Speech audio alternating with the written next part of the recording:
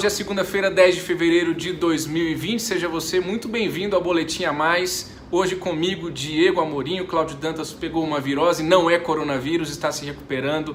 Em breve estará de volta com vocês aqui. Vamos então para as principais notícias desta manhã. Primeira delas, Oscar sem vertigem.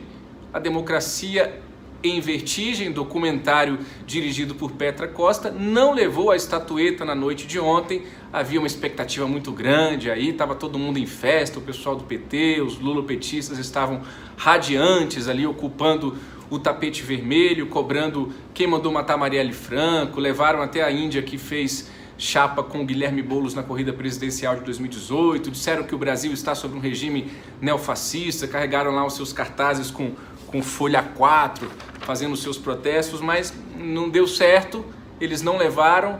O melhor documentário escolhido foi pela Academia de Hollywood, foi o documentário da família Obama, que mostra ali a entrada da indústria chinesa em Ohio, nos Estados Unidos.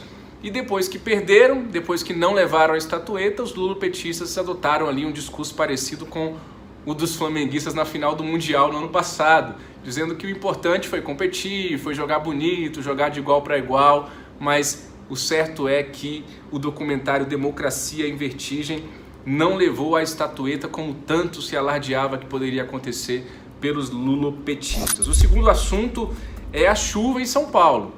Depois de Belo Horizonte, a gente amanheceu hoje com cenas aí, as imagens das duas marginais, Tietê e Pinheiros, escolas, aulas foram suspensas, o rodízio foi suspenso na capital, enfim, São Paulo tá embaixo d'água e mais uma vez a gente faz uma cobertura aqui no Antagonista crítica sobre esse assunto, porque é muito fácil colocar a culpa na chuva, né? É muito fácil dizer que a chuva choveu mais que o esperado e tudo mais, e a gente está alertando para todas as questões envolvendo saneamento básico, cuidado com as cidades, planejamento urbano, ou seja, obviamente a chuva que provoca tudo isso, mas não é só a chuva, né? Esse alerta que a gente faz. A recomendação do Corpo de Bombeiros e das autoridades municipais é inclusive para que as pessoas, se puderem, não saiam de casa em São Paulo, e a previsão é de novas chuvas nos próximos dias, de moderada a forte.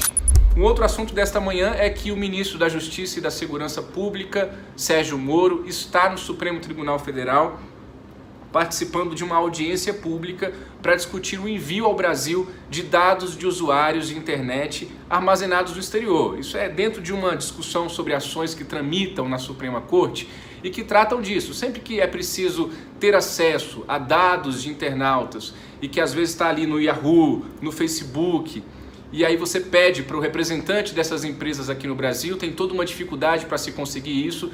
Esses representantes no Brasil acabam sendo multados por não fornecer esses dados. Então tem toda essa discussão para que seja cobrado na fonte, né? Os dados armazenados de internautas brasileiros em investigações que estão no exterior, que possam ser enviados diretamente ao Brasil. Tem toda aí essa discussão, a OAB também está participando lá, Ministério Público e entidades do setor de tecnologia, além de especialistas. Um outro assunto também importante de destaque nesta manhã foi o pedido de desculpas do ministro da Economia, Paulo Guedes, que no finalzinho da semana passada, vocês acompanharam aqui conosco no site, disse que os servidores públicos são parasitas. Ele disse isso na ocasião de uma palestra na Fundação Getúlio Vargas. É claro que o ministro da Economia não estava falando de todos os servidores. Ele acabou ali na fala transparecendo que estava generalizando, mas é claro que ele não estava falando de todos os servidores.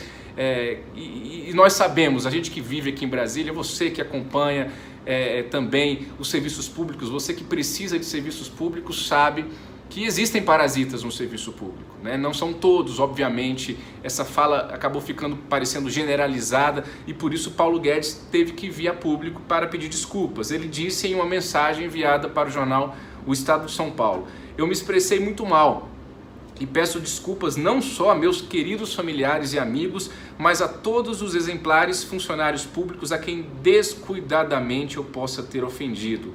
Eu não falava de pessoas", continuou Paulo Guedes, "e sim do risco de termos um Estado parasitário, aparelhado politicamente e financeiramente inviável, e completou, concluindo, o ministro da Economia: o erro é sistêmico e não é culpa das pessoas que cumprem os seus deveres profissionais, como é o caso da enorme maioria dos servidores públicos. Fecho aqui então as aspas dessa declaração do ministro Paulo Guedes, se desculpando por ter comparado os servidores públicos a parasitas. Do ponto de vista político, essa declaração ecoa num momento delicado, porque nos próximos dias, nas próximas semanas, no máximo, ainda nesse mês de fevereiro, o governo estava prevendo e deve enviar o seu texto, a sua proposta de reforma administrativa para o Congresso.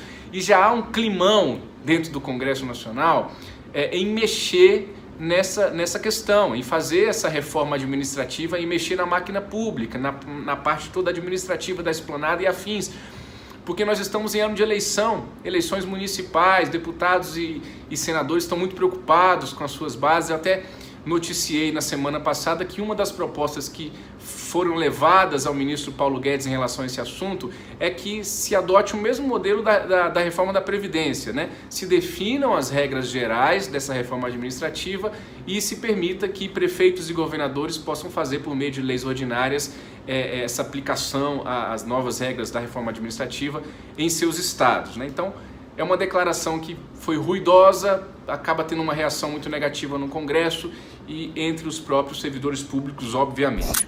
Outras notícias em destaque dessa manhã, para a gente concluir: Regina Duarte quer a TV Escola sob o seu guarda-chuva na Secretaria de Cultura. Esse namoro aí, esse casamento, não sei mais que tipo de relacionamento é esse que a Regina está tendo com o Bolsonaro.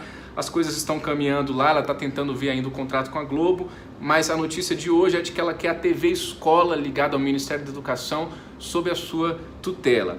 Rodrigo Maia topa prorrogar a CPI das fake news, essa CPI que começou no ano passado, continua agora, foi prorrogada inicialmente até abril. A notícia de hoje, desta manhã, é que Rodrigo Maia pode acabar prorrogando ainda mais essa comissão parlamentar de inquérito mista, com deputados e senadores.